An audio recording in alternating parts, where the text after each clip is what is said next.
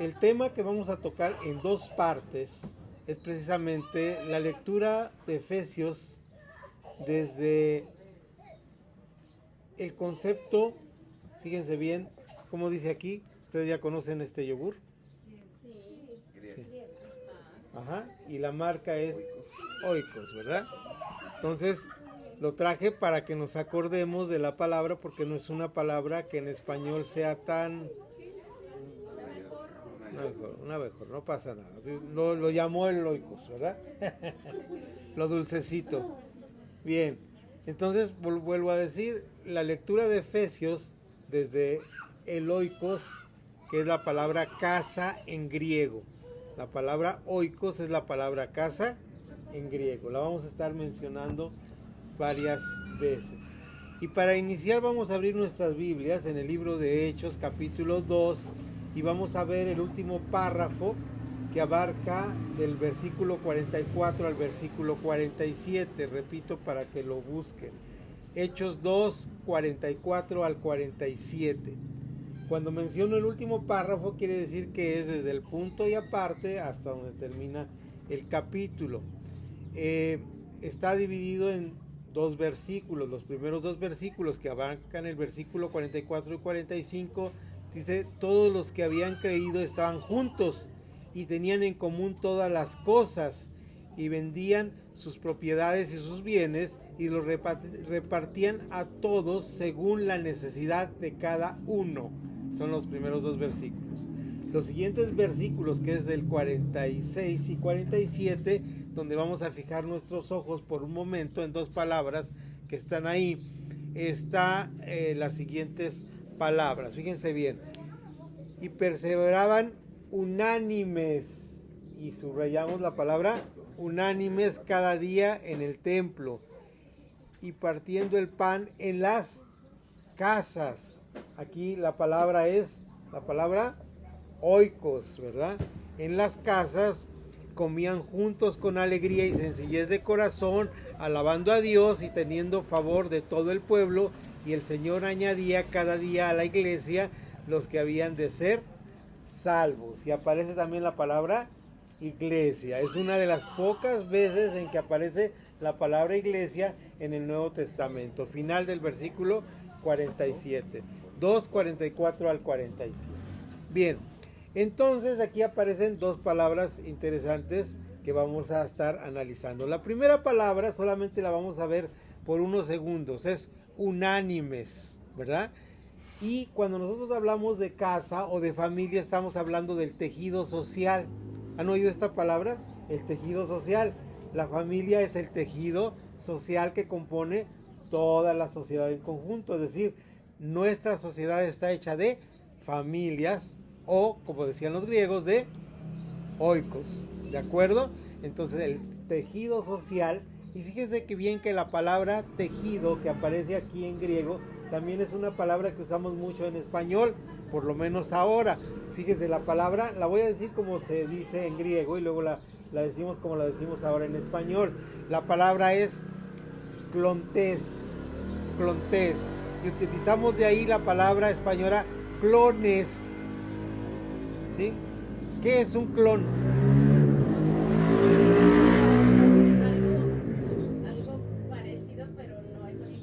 No es original, ¿verdad? Pero un duplicado, ¿verdad? Una copia, se clonó, ¿verdad? Y para clonarse tiene que tener el mismo tejido, ¿verdad? Tiene que tener la misma forma, se parece, ¿verdad? Y entonces unánimes quiere decir clonar, quiere decir que están juntos. De hecho, la palabra los griegos la utilizaban para utilizar la palabra tejido. El tejido social era la familia, lo que sostenía la familia. Ahora bien, aquí vamos a tener que tocar como introducción brevemente, aunque lo escribiré después en otra parte más extensamente y brevemente, cuál es el comparativo entre la familia moderna y la familia griega. Muchas veces nosotros pensamos que nosotros somos, y un amigo lo dice así, nosotros somos cristianos de generación espontánea o familias de generación espontánea. Pocas veces decimos, ¿cuál es nuestra historia de la familia? ¿de dónde vino mi familia? ¿Se dan cuenta que ahora tenemos algo que te dan con el ADN? Que dice, a ver, puedes ver desde dónde viene tu familia, cuánto porcentaje tienes de sangre, y está de moda, ¿no? Y te mandan una cosita con un cotonete, mandas tu muestra de ADN y ya te regresan por correo a tu correo todo de dónde vienes. Ah, no, pues tú, tu familia originalmente estaba en Chinches Bravas, Jalisco, ¿verdad? Entonces, ya pues ahí ya sabes de dónde eres, o más lejos, aún podemos venir de más lejos. Entonces, este es parte de este clon que nosotros hicieron de nosotros. Cuando dicen hacen un clon de ti, hay animalitos que ahora clonan, ¿verdad? Hay por ahí un presente de no sé dónde, ni me acuerdo dónde es el país, pero creo que está donde Sudamérica, que tiene unos perros que los clonó de su perro que se murió, ¿no? Eso es clonar. Entonces, al final nosotros somos tejido de algo muy anterior. Entonces, a veces nosotros pensamos que la familia es como la conocemos. Y nos ponemos a decir, es que la familia debe ser una familia cristiana. Hay que tener una familia cristiana. ¿Cómo sería una familia cristiana? Pues una familia bíblica, ¿no es cierto? Ahora, la familia bíblica tendríamos que ver cómo la pensaron como familia bíblica. Porque la familia como la conocemos no es una familia bíblica, es producto de la revolución industrial permítanme para seguir leyendo, de la revolución industrial del siglo XIX. Entonces, tenemos este momento donde la revolución industrial hace que la familia sea como la conocemos. Como era la familia griega, era muy sencillo, era muy fácil de entender la familia griega. La familia griega tenía un jefe de cabeza de familia que se llamaba el pater familia o el papá.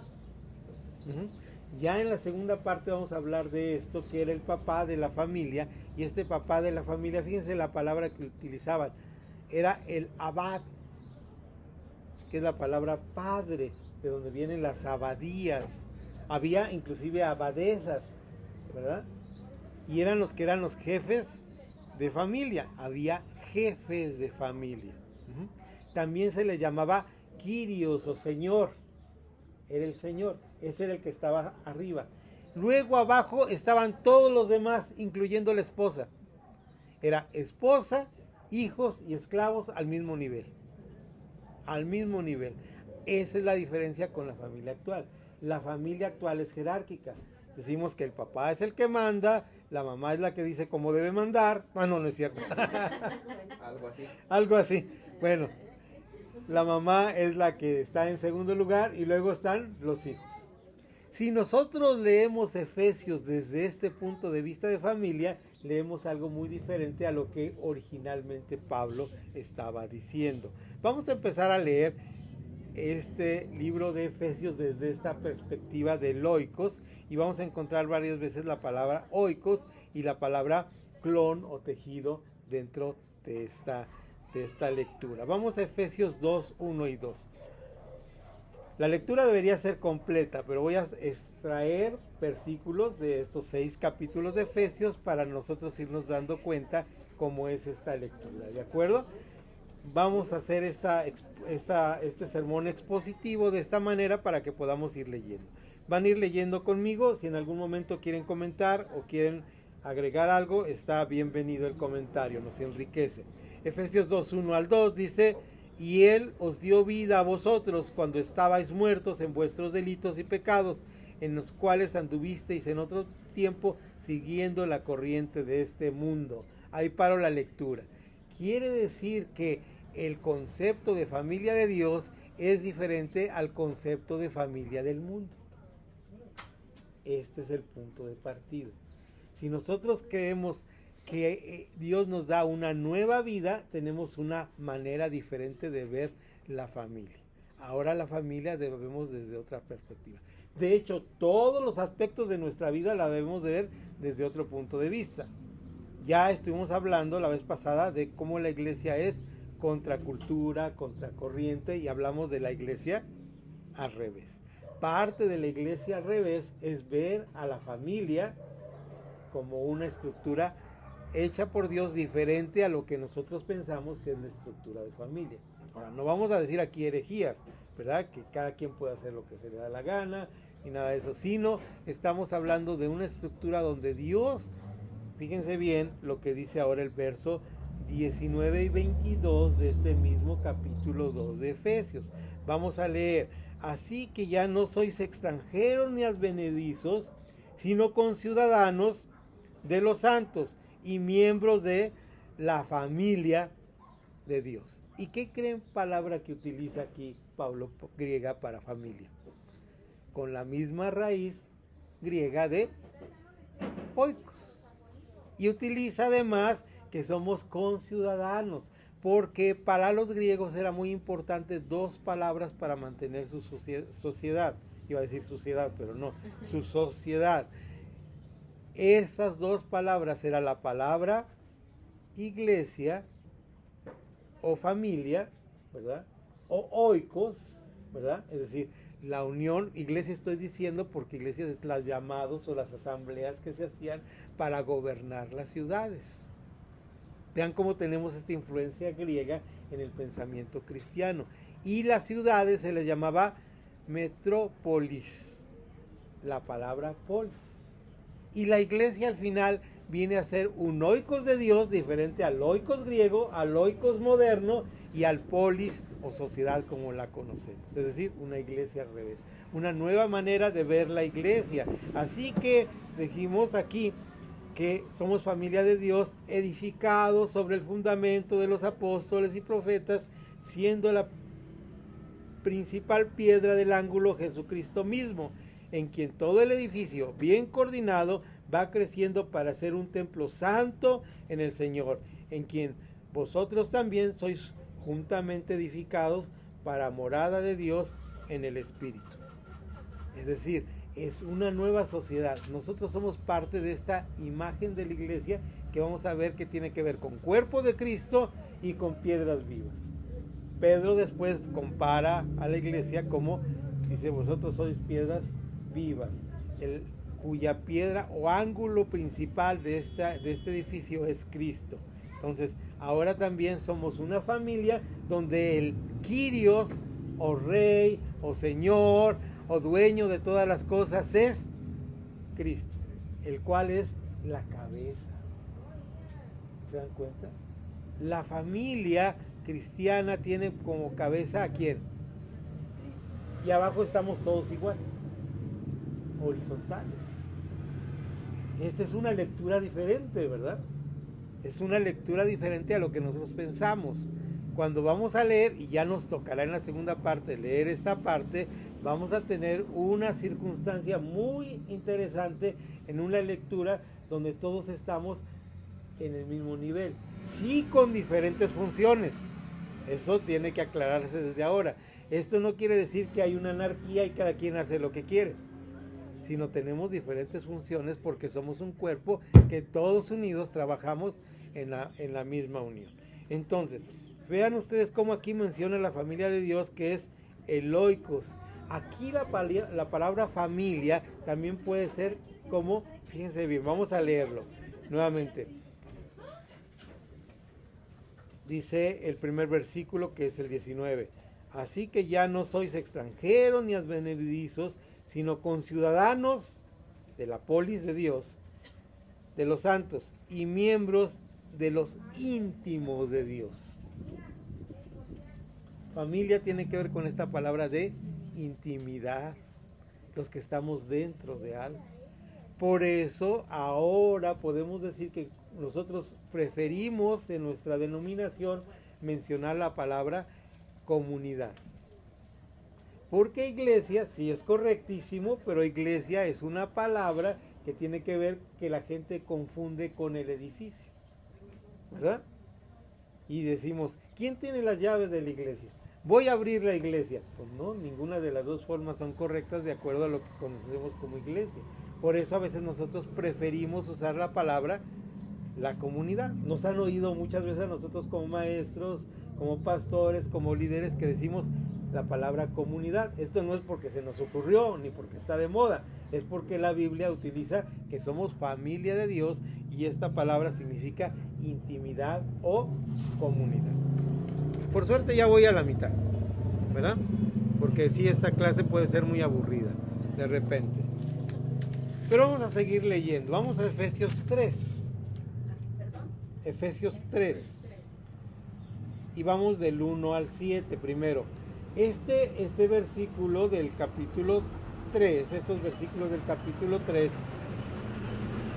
pueden llegar a ser muy extensos en su lectura, así que por razones de tiempo y como ya voy a limitar y quiero avanzar bastante y ya me quiero comer mi oikos, ¿verdad? Entonces, ¿a todos se les está antojando el oikos? Sí. Híjole. Qué pena, ¿no? Para la próxima clase voy a traer para todos, ¿verdad? Eso. Voy a pedir Oiga, cada quien el suyo porque lo disfrute, ¿ah? Ah, sí. Bueno, Ramiro ha tenido una magnífica idea para la próxima. Va a ser el 4 de mayo. Les voy a recordar antes con la clase para los que no vengan la tengan y que todos tienen que traer su.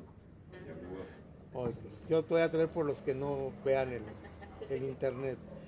Sí, ya dije ahorita voy a ir al de Danone a ver si es de Danone esto, no sé de qué manera es. Tiene como 2 taches malos, miren. Sí, 2 taches malos. Deja probar, este es con fresita, mira, a los que les gusta la fresita. Bien, entonces nos quedamos en Efesios capítulo 3.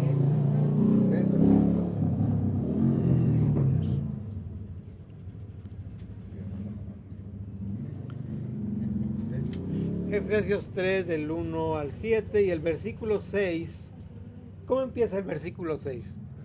Que las gentiles son coherederos y miembros del mismo cuerpo y copartícipes de la promesa de Cristo Jesús por medio del Evangelio. Ok, aquí les hago la advertencia que quien puso los versículos no fue el apóstol Pablo, sino casi 1000 años después, o 500, no recuerdo, no doy el dato exacto, puedo equivocarme, que se pusieron los capítulos y años después los versículos para citar la Biblia, con fines de citación. Quiere decir que los versículos no estaban en la Biblia y se pusieron de acuerdo a la extensión de las palabras en el griego.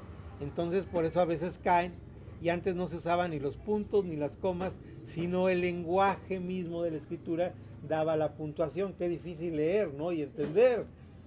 Ustedes han visto muchos ejemplos que hay en la internet donde dice, y si no pones coma, dice otra cosa totalmente diferente. Entonces era difícil, pero bueno, el lenguaje escrito no había evolucionado tanto como el actual en nuestro español. Entonces este versículo 6 que nos acaban de hacer favor de leer es parte de toda una oración que dice que los gentiles son coherederos y miembros del mismo cuerpo, de la intimidad de Dios. Ahora la intimidad se convierte en un cuerpo, y aquí la palabra cuerpo tiene una connotación muy interesante. La connotación también es una connotación que tiene que ver con nuestra propia biología y desde el punto de vista médico nosotros usamos para vivir algo que se llama sinergia. También es griego, pero no vamos a entrar ahorita en palabras griegas porque ya se me agotaron las que puedo decir en cada clase, ¿verdad? Entonces la palabra médica, sinergia, significa que todos se empujan para el mismo lugar. Si usted se corta aquí chiquito el dedo chiquito, todo su cuerpo empuja para curar ese pequeño rasguñito, ¿verdad? Hasta la famosa ardilla que nos dice, llega al cerebro y nos dice, con esa infección te puedes morir, ¿verdad? Mi nieto dice, no, si no me curas bien mi herida, me da una infección y me muero, ¿verdad? Y tiene 6 años, pero los niños empiezan a ver el mundo de esa manera, ¿no? Entonces, esa forma que el cuerpo tiene para curarse, para mantenerse, para despertar en la noche con una pesadilla porque no podíamos respirar, todo esto se llama sinergia, es el esfuerzo que hacemos. Como organizaciones vivas, desde lo comunitario, también podemos hacer sinergia, ¿verdad? ¿Para qué hacemos sinergia? Para arreglar nuestra colonia, para poner unas bancas, para hacer deporte. ¿En qué hacemos? En la educación hacemos sinergia, ¿verdad, maestra? Todos los niños están ahí haciendo sinergia para lograr una educación adecuada, ¿verdad? Todos aprendemos juntos. En la clase yo estoy aprendiendo de ustedes están aprendiendo de mí. Esto se llama sinergia. El cuerpo tiene sinergia y Pablo habla en estos capítulos de sinergia. Ven el 14 al 19.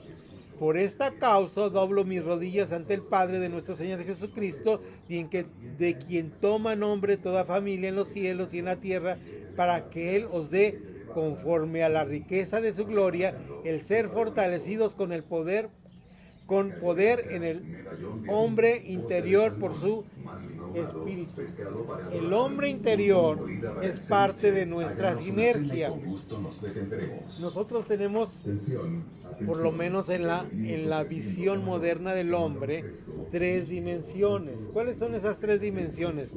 La dimensión de vida biológica, que es importante, ¿verdad? Si a usted le duele la cabeza no va a trabajar, ni a la escuela. No, ¿verdad? Ahí están los muchachos, si me duele la cabeza, no voy a la escuela, ¿verdad? Esa es la parte biológica, que afecta a las demás partes. Luego tenemos la parte emocional, o el psique, ¿sí? Nos sentimos deprimidos, hoy amanecí de mal humor, es la parte emocional. Y por último tenemos una parte muy importante que es la parte espiritual, reconocido por la ciencia. O sea, tener una parte de nuestro interior que es esa parte que tiene que ver con nuestro psique más profundo, que es lo que yo anhelo, que la palabra de Dios lo dice en el libro de Eclesiastés o del predicador, o de Cogelet, que dice, era el que se sentaba, Cogelet, el que se sentaba fuera de la plaza para dar un discurso filosófico. Y este hombre decía en su discurso, hay tiempo para todo, tiempo para nacer, tiempo para morir, tiempo de juntar piedras, tiempo de recoger piedras, ¿verdad? En Eclesiastés. Y dice, porque él puso en el hombre ansias de eternidad. Todo hombre se da cuenta que está delante de él algo que se llama eternidad. ¿Por qué se da cuenta de esto? La filosofía nos dice que en el momento de que nos damos cuenta que somos finitos, es decir, que tenemos fecha de caducidad, en ese momento nos damos cuenta que debe haber la contraparte que se llama la eternidad. Por eso el hombre busca trascender, ¿sí? Maslow, el psicólogo, dice, la última etapa de la parte psicológica de nuestra vida es que debemos llegar no solo a comer el yogur oikos, tenemos que llegar a trascender. Por eso aquí en Efesios nos está diciendo esto. Este espíritu nos dice que esta manera es la manera en que nosotros enfrentamos la vida. Vamos ya a Efesios 4, les dije que iba a la mitad y casi es tiempo de llegar a la mitad. Dice Efesios 4, 1 al 7. ¿Están conmigo en esta lectura? Ok. Yo pues, preso en el Señor, os ruego que andéis como es digno de la vocación con que fuisteis llamados, con toda humildad y mansedumbre, soportándoos con paciencia los unos a los otros en amor, solícitos en guardar la unidad, guardar la unidad del Espíritu. Espíritu está con mayúsculas, ¿sí es cierto? Sí. En el vínculo de la paz. Aquí iniciaremos seguramente la siguiente parte hablando de la paz, porque lo que nos trae estar en sinergia nos debe traer algo muy importante, que es la paz. Y la definición de la paz sería muy interesante empezar a trabajar con nosotros como comunidad. ¿Qué es la paz? La paz sería, parafraseando un escritor famoso, sería encontrarnos a nosotros mismos para estar bien con el que está junto a nosotros y con lo que nos rodea. La paz sería esta que llaman los teólogos definición de que estoy bien con el de arriba, y esta verticalidad nos hace una horizontalidad donde estoy bien con el que está al lado. Vean al que está al lado suyo, está bien con el que está al lado suyo, no importa que sea su esposo.